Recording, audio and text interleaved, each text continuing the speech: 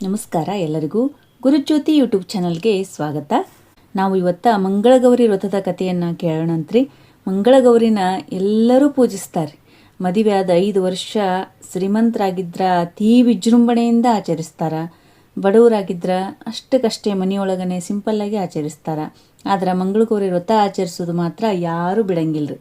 ಎಷ್ಟು ಸಂಭ್ರಮ ಇರ್ತದಂದ್ರೆ 5 ವರ್ಷ ಯಾರ ಜೋರು ಮಾಡ್ತಿದ್ರಂದ್ರೆ ಮಂಗಳಗೌರಿ ಹುಡುಗಿಯರನ್ನ ಹುಡುಕ್ಯಾಡ್ಕೊಂಡು ಹೋಗಿ ನಮ್ಮ ಮನೆಗೆ ಬರ್ರಿ ಅಂತೇಳಿ ಕರೆಯೋದು, ಇವರು ಅಲ್ಲಿ ಹೋಗೋದು ಭಾಳ ಚಂದ ಇರ್ತದ್ರಿ ಆ ವ್ರತ. ಅದರ ಕಥೆಯನ್ನು ಕೇಳೋಣಂತ ಬರ್ರಿ. ಒಂದಾನೊಂದು ಕಾಲದಲ್ಲಿ ಜಯಪಾಲನೆಂಬ ರಾಜನು ಮಹಿಷ್ಮತಿ ನಗರವನ್ನು ಆಳುತ್ತಿದ್ದನು. ಆ ರಾಜನು ನಿತ್ಯವೂ ಪ್ರಜೆಗಳ ಯೋಗಕ್ಷೇಮವನ್ನು ತಿಳಿದುಕೊಂಡು ಪ್ರಜೆಗಳ ಅಭಿವೃದ್ಧಿಗಾಗಿಯೇ ಸತ್ಕಾರ್ಯಗಳನ್ನು ಮಾಡಿ ಆದರ್ಶ ನೆನೆಸಿಕೊಂಡಿದ್ದನು. ಅವನ ರಾಣಿಯೂ ಸಾಧ್ವಿ ಮತ್ತು ಸದ್ಗುಣ ಸಂಪನ್ನೆಯಾಗಿದ್ದಳು. ಹಾಲು ಜೇನಿನಂತೆ ಅವರಿಬ್ಬರ ದಾಂಪತ್ಯ ಸತಿಪತಿಯರಿಬ್ಬರೂ ಅಪಾರ ದೈವಭಕ್ತಿಯುಳ್ಳವರು. ಇಂತಹ ರಾಜನ ಪ್ರಜೆಗಳು ನಿಜವಾಗಿಯೂ ಸಂತಸದ ಧನ್ಯತಾಭಾವವನ್ನು ಹೊಂದಿದ್ದರು. ಜಯಪಾಲ ರಾಜನಿಗೆ ಎಷ್ಟೆಲ್ಲ ಐಶ್ವರ್ಯ ಸುಖ ಸಂಪತ್ತುಗಳಿದ್ದರೂ ಕಾಡುತ್ತಿದ್ದ ಒಂದೇ ಒಂದು ಚಿಂತೆ ಎಂದರೆ ರಾಣಿಗೆ ಇನ್ನೂ ಸಂತಾನ ಪ್ರಾಪ್ತಿಯಾಗದಿದ್ದುದು. ಮಕ್ಕಳಾಗಬೇಕೆಂದು ಅವರು ಎಷ್ಟೋ ವ್ರತನೇಮಗಳನ್ನು ಮಾಡಿದರು, ಪುಣ್ಯಕ್ಷೇತ್ರಗಳನ್ನು ಸಂದರ್ಶಿಸಿದರು, ಹರಕೆ ಹೊತ್ತರು, ಅತಿಥಿ ಸತ್ಕಾರ ದಾನ ಧರ್ಮಗಳನ್ನೂ ಮಾಡಿದರು. ಕೊನೆಗೂ ಪರಮೇಶ್ವರನಿಗೆ ಆ ಅರಸು ದಂಪತಿಯ ಮೇಲೆ ಕನಿಕರ ಹುಟ್ಟಿತು. ಶಿವನು ಒಬ್ಬ ವೃದ್ಧ ಭಿಕ್ಷುಕನ ವೇಷದಲ್ಲಿ ಮಧ್ಯಾಹ್ನದ ಹೊತ್ತಲ್ಲಿ ಅಂತಃಪುರದ ಸನಿಹದಲ್ಲಿ ಬಂದು ಭವತಿ ಭಿಕ್ಷಾಂ ದೇಹಿ ಎಂದು ಕೂಗಿದನು. ಆದರೆ ಅಂತಃಪುರದಿಂದ ರಾಣಿಯು ಭಿಕ್ಷೆಯನ್ನು ತರುವುದರೊಳಗಾಗಿಯೇ ಮುನ್ನಡೆದು ಬಿಟ್ಟನು. ಭಿಕ್ಷೆಯನ್ನು ಸ್ವೀಕರಿಸದೆಯೇ ಭಿಕ್ಷುಕನು ತೆರಳಿದ್ದನ್ನು ಗಮನಿಸಿದ ರಾಣಿ ತುಂಬಾ ದುಃಖಿತಳಾಗಿ ರಾಜನಲ್ಲೂ ಅದನ್ನು ತೋಡಿಕೊಂಡಳು. ಅದಕ್ಕೆ ರಾಜನು, ನಾಳೆ ಅದೇ ಹೊತ್ತಿಗೆ ಒಂದಿಷ್ಟು ಸುವರ್ಣ ನಾಣ್ಯಗಳನ್ನು ಹಿಡಿದುಕೊಂಡು ಬಾಗಿಲಿನ ಸಂದಿಯಲ್ಲೇ ನಿಂತಿರು. ಭಿಕ್ಷುಕನು ಬರುತ್ತಲೇ ನಾಣ್ಯಗಳನ್ನು ಅವನ ಜೋಳಿಗೆಗೆ ಹಾಕಿಬಿಡು ಎಂದು ಸಲಹೆ ಇತ್ತನು. ಮಾರನೆಯ ದಿನ ರಾಣಿ ಹಾಗೆಯೇ ಮಾಡಿದಳು. ಭಿಕ್ಷುಕ ಬಂದು ಭವತಿ ಭಿಕ್ಷಾಂ ದೇಹಿ ಎನ್ನುವಷ್ಟರಲ್ಲೇ ಅವಳು ಮರದ ತುಂಬಾ ನಾಣ್ಯಗಳನ್ನು ಇನ್ನೇನು ಭಿಕ್ಷುಕನ ಜೋಳಿಗೆಗೆ ಹಾಕುವುದರಲ್ಲಿದ್ದಾಗಲೇ ಭಿಕ್ಷುಕನು ತಡೆದು, ಮಕ್ಕಳಿಲ್ಲದ ಹೆಂಗಸು ಕೊಟ್ಟ ಭಿಕ್ಷೆಯನ್ನು ನಾನು ಸ್ವೀಕರಿಸುವುದಿಲ್ಲ ಎಂದು ಕಠೋರ ಮಾತುಗಳನ್ನಾಡಿಬಿಟ್ಟನು. ತನ್ನ ಮುಖ ನೋಡಿಯೇ ಬಂಜೆ ಹೆಂಗಸಿವಳು ಎಂಬುದನ್ನು ಕಂಡುಕೊಂಡ ಆ ಭಿಕ್ಷುಕ ಸಾಮಾನ್ಯನಲ್ಲ, ಯಾರೋ ಮಹಾಮಹಿಮನಿರಬೇಕು ಎಂದು ಗ್ರಹಿಸಿದ ರಾಣಿಯು ಭಿಕ್ಷುಕನ ಪಾದಗಳಿಗೆರಗಿ, ಸ್ವಾಮಿ, ತೇಜೋಮಯರಾದ ನೀವು ಬಡ ಭಿಕ್ಷುಕರಲ್ಲ, ಜಗದೊಡೆಯ ಜಗದೀಶ್ವರನೇ ಇರಬೇಕು. ನನ್ನ ಅಪರಾಧವನ್ನು ಮನ್ನಿಸಿ ನನಗೆ ಈಗಲಾದರೂ ಮಕ್ಕಳಾಗುವಂತೆ ಅನುಗ್ರಹಿಸಿ ಎಂದು ಭಿನ್ನವಿಸಿಕೊಂಡಳು. ಭಿಕ್ಷುಕ ರೂಪದ ಶಿವನು, ತಾಯೇ, ಚಿಂತಿಸಬೇಡ. ನಿನ್ನ ಗಂಡ ಕಪ್ಪು ಕುದುರೆಯನ್ನೇರಿ ಕಾಳರಾತ್ರಿಯಲ್ಲಿ ಇಲ್ಲೇ ಸಮೀಪದಲ್ಲಿರುವ ಕಾಡಿನತ್ತ ಸಾಗಲಿ. ಕುದುರೆ ಎಲ್ಲಿ ನಿಲ್ಲುತ್ತದೋ ಅಲ್ಲಿ ಅಗೆದು ನೋಡಿದರೆ ಭವಾನಿ ದೇಗುಲ ಕಾಣಬರುವುದು. ಭಯಭಕ್ತಿಗಳಿಂದ ಭವಾನಿಯನ್ನು ಅರ್ಚಿಸಿದರೆ ಅವಳು ವರಪ್ರದಾನ ಮಾಡುವಳು ಎಂದು ಹೇಳಿ ಅಂತರ್ಧನಾದನು. ರಾಜ ರಾಣಿಯರ ಸಂತಸಕ್ಕೆ ಪಾರವೇ ಇಲ್ಲ. ಅಂದು ರಾತ್ರಿಯೇ ಕಪ್ಪು ಕುದುರೆಯನ್ನೇರಿ ಜಯಪಾಲ ಅರಣ್ಯಕ್ಕೆ ಹೊರಟನು. ಕುದುರೆ ನಿಂತುಬಿಟ್ಟ ಸ್ಥಳವನ್ನು ಅಗೆಸಿದಾಗ ಭಿಕ್ಷುಕ ಹೇಳಿದ್ದಂತೆಯೇ ಸುಂದರವಾದ ಭವಾನಿ ದೇಗುಲ ಕಂಡುಬಂತು. ಜಯಪಾಲ ಆ ದೃಶ್ಯ ವೈಭವದಿಂದ ಮೂಕ ವಿಸ್ಮಿತನಾದನು. ಭಕ್ತಿಯಿಂದ ಭವಾನಿ ದೇವಿಯನ್ನು ಪೂಜಿಸಿದ ರಾಜನಿಗೆ ದೇವಿ ಪ್ರತ್ಯಕ್ಷಳಾದಳು. ವರವನ್ನು ಬೇಡುವಂತೆ ಕೇಳಿದಳು. ತಂದೆಯಾಗಬೇಕೆಂಬ ಹಂಬಲದ ರಾಜ ಬೇರೇನನ್ನು ತಾನೇ ಬೇಡಿಯಾನು. ಅದಾದರೂ ಅವನಿಗೆ ಸುಗಮವಾಗಿ ಸಿಕ್ಕಲಿಲ್ಲ. ಮಗು ಹುಟ್ಟುತ್ತದೆ ಎಂದು ದೇವಿಯೇನೋ ವರ ಕೊಟ್ಟಳು. ಆದರೆ ಅದರಲ್ಲೇ ಕೊಂಚ ಕಸಿವಿಸಿಯನ್ನು, ಅಲ್ಪಕಾಲದಲ್ಲೇ ವಿಧವೆಯಾಗುವ ಹೆಣ್ಮಗಳು ಬೇಕಾ ಅಥವಾ ಅಲ್ಪಾಯುಷಿಯಾದ ಗಂಡು ಮಗು ಬೇಕಾ ಎಂಬ ದೇವಿಯ ಪ್ರಶ್ನೆಗೆ ಉತ್ತರವಾಗಿ ಗಂಡು ಮಗು ಹುಟ್ಟುವಂತೆ ವರವನ್ನೇ ಕೋರಿಕೊಂಡನು ಜಯಪಾಲ. ದೇವಿ ತಥಾಸ್ತು. ಈ ದೇವಾಲಯದ ಹಿಂಬದಿಯಲ್ಲಿ ಒಂದು ಮಾವಿನ ಮರವಿದೆ. ಅದರ ಹಣ್ಣನ್ನು ಕೊಯ್ದು ನಿನ್ನ ರಾಣಿಗೆ ತಿನ್ನಲು ಕೊಡು. ಅವಳಿಗೆ ಪುತ್ರ ಭಾಗ್ಯ ಪ್ರಾಪ್ತಿಯಾಗುತ್ತದೆ ಎಂದು ಆಶೀರ್ವದಿಸಿ ಮಾಯವಾದಳು. ಒಡನೆಯೇ ದೇಗುಲದ ಹಿಂಭಾಗಕ್ಕೆ ಧಾವಿಸಿದ ರಾಜ ಅಲ್ಲಿ ಮರದ ತುಂಬ ಪಕ್ವವಾದ ಮಾವಿನ ಹಣ್ಣುಗಳನ್ನು ಕಂಡು ನಲಿದಾಡಿದನು. ಹಣ್ಣುಗಳನ್ನು ಕೊಯ್ದು ತಾನೂ ತಿಂದು ಚೀಲದಲ್ಲಿ ಒಂದಷ್ಟನ್ನು ಮಡದಿಗೆ ಒಯ್ಯುವವನಿದ್ದನು. ಆಗಲೂ ಅಲ್ಲೊಂದು ಚಮತ್ಕಾರ ನಡೆಯಿತು.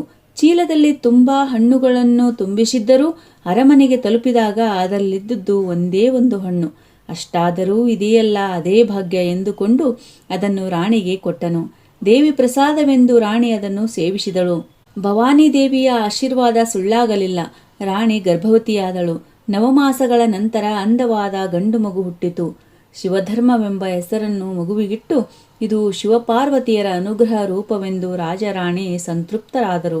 ಮಕ್ಕಳಿಲ್ಲ ಎಂಬ ಚಿಂತೆ ಆವರಿಸಿದ್ದ ಅರಮನೆಯ ಅಂತಃಪುರಗಳಲ್ಲಿ ಶಿವಧರ್ಮನ ಬಾಲಲೀಲೆಗಳಿಂದಾಗಿ ಸಂಭ್ರಮ ಉಲ್ಲಾಸಗಳ ಬೆಳದಿಂಗಳು ಹರಿಯಿತು. ಪುಟ್ಟ ಬಾಲಕನಿಗೆ 8 ವರ್ಷಗಳಾದಾಗ ಅವನ ಉಪನಯನವನ್ನೂ ಮಾಡಿದರು. ಆದರೆ ಅಲ್ಪಾಯುಷಿಯಾದ ಮಗನನ್ನು ತಾನೇ ಭವಾನಿದೇವಿ ಅನುಗ್ರಹಿಸಿದ್ದು.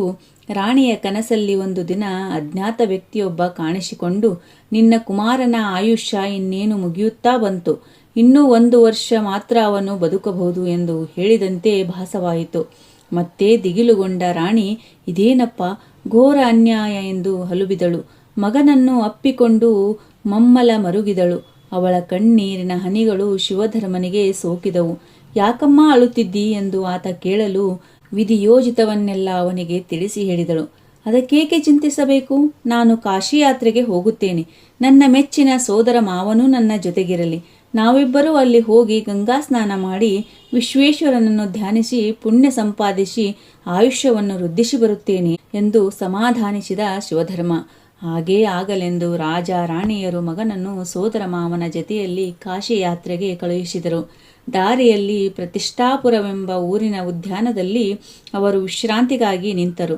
ಆ ಉದ್ಯಾನದ ಒಂದು ಪಕ್ಕದಲ್ಲೇ ಕೆಲವು ಕನ್ನಿಕೆಯರು ಆಟ ಆಡುತ್ತಾ ಇದ್ದರು. ಕೊನೆಯಲ್ಲಿ ಸಲಿಗೆಯ ಆಟ ಜಗಳವಾಗಿ ಮಾರ್ಪಟ್ಟು ಬೈಗುಳ ಅವಾಚ್ಯ ಶಬ್ದಗಳಿಂದ ನಿಂದನೆಗಳೆಲ್ಲ ಶುರುವಾದವು. ಒಬ್ಬಾಕೆಯಂತೂ ರಂಡೆ ಮುಂಡೆ ಎಂದು ಅರಚುವಷ್ಟು ವ್ಯಗ್ರಳಾಗಿದ್ದಳು. ಅವಳು ಹಾಗೆ ಬೈಯುವುದಕ್ಕೂ ಸುಶೀಲಾ ಎಂಬ ಕನ್ನಿಕೆ ತನ್ನ ತಂದೆಯೊಡನೆ ಉದ್ಯಾನಕ್ಕೆ ಬರುವುದಕ್ಕೂ ಸರಿಯಾಯಿತು. ಹಾಗೆಲ್ಲ ಕೆಟ್ಟ ಮಾತನಾಡಬೇಡ, ನನ್ನಮ್ಮ ಮಂಗಳಗೌರಿಯ ಭಕ್ತೆ, ನಮ್ಮ ಮನೆಯಲ್ಲಿ ಅಂಥ ನೀಚರಾರೂ ಇಲ್ಲ ಎಂದು ಬಿಟ್ಟಳು ಸುಶೀಲೆ. ಸುಶೀಲೆಯ ತಂದೆಗೆ ಅವಳ ವಿವಾಹದ ಬಗ್ಗೆ ಯೋಚನೆ ಇತ್ತು. ಆಗಲೇ ಆಕಾಶವಾಣಿಯೊಂದು, ಇದೇ ಉದ್ಯಾನದಲ್ಲಿ ಶಿವಧರ್ಮನೆಂಬ ತರುಣನು ವಿಶ್ರಮಿಸುತ್ತಿದ್ದಾನೆ, ಅವನೇ ಸುಶೀಲೆಗೆ ಯೋಗ್ಯನಾದ ವರ ಎಂದು ಕೇಳಿಬಂತು.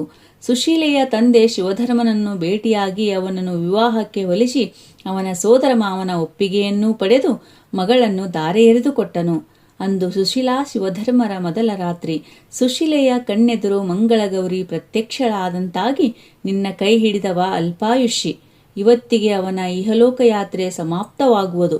ಇನ್ನು ಕೆಲವೇ ಕ್ಷಣಗಳಲ್ಲಿ ಕೃಷ್ಣ ಸರ್ಪವೊಂದು ಬಂದು ಅವನನ್ನು ಕಚ್ಚಿ ಸಾಯಿಸುತ್ತದೆ. ಆದರೆ ನೀನು ಹಾಗಾಗದಂತೆ ನೋಡಿಕೋ. ಸರ್ಪ ಬಂದಾಗ ಹಾಲು ತುಂಬಿದ ಕಲಶವನ್ನು ಅದರೆದುರಿಗೆ ಹಿಡಿ. ಹಾಲು ಕುಡಿಯಲು ಅದರೊಳಗೆ ಸರ್ಪ ಇಣಿಕಿದಾಗ ಬಟ್ಟೆಯಿಂದ ಬಿಗಿಯಾಗಿ ಅದನ್ನು ಮುಚ್ಚಿ ಬಂಧಿಸಿಬಿಡು. ನಾಳೆ ಬೆಳಗ್ಗೆ ಆ ಕಲಶವನ್ನು ನಿನ್ನ ಅಮ್ಮನೆಗೆ ಬಾಗಿಣವಾಗಿ ಕೊಡು. ಹೀಗೆ ಮಾಡುವುದರಿಂದ ನಿನ್ನ ಗಂಡನ ಆಯುಷ್ಯ ನವೀಕರಣಗೊಳ್ಳುತ್ತದೆ ಎಂದಳು. ಅದಾದ ಮೇಲೆ ಕೆಲ ಕ್ಷಣಗಳಲ್ಲೇ ಬಂದೇ ಬಿಟ್ಟಿತು. ಬುಸುಗುಡುತ್ತಾ ಹೆಡೆ ಎತ್ತುತ್ತಾ ಕೃಷ್ಣ ಸರ್ಪ ಸುಶೀಲೆಯಾದರೂ ಒಂದಿನಿತೂ ಭಯಪಡದೆ ಮಂಗಳಗೌರಿಯ ಆಜ್ಞೆಯಂತೆಯೇ ಆ ಸರ್ಪವನ್ನು ಕಲಶದೊಳಗೆ ಬಂಧಿಸುವುದರಲ್ಲಿ ಯಶಸ್ವಿಯಾದಳು. ಅದುವರೆಗೂ ಮೂರ್ಛೆ ಹೋದಂತಿದ್ದ ಶಿವಧರ್ಮ ಮೆಲ್ಲಗೆ ಚೇತರಿಸಿ ತನಗೆ ಯಶಸ್ವಿಯಾಗುತ್ತಿದೆ ಎಂದನು. ಬೆಳ್ಳಿ ಬಟ್ಟಲಲ್ಲಿ ಲಡ್ಡು ಮತ್ತಿತರ ಉಪಹಾರವನ್ನು ಅವನಿಗೆ ತಂದುಕೊಟ್ಟಳು ಸುಶೀಲೆ. ಉಪಹಾರ ತಿಂದು ಸಂತೃಪ್ತನಾದ ಶಿವಧರ್ಮನು ತನ್ನ ಉಂಗುರವನ್ನು ಸುಶೀಲೆಗೆ ಉಡುಗೊರೆಯಾಗಿ ಕೊಟ್ಟನು. ಅದನ್ನು ಬಟ್ಟಲಲ್ಲೇ ಇಟ್ಟು ಆಮೇಲೆ ಸುಖಿಸಿ ಶಯನಗೈದರು ಸತಿಪತಿಯರು.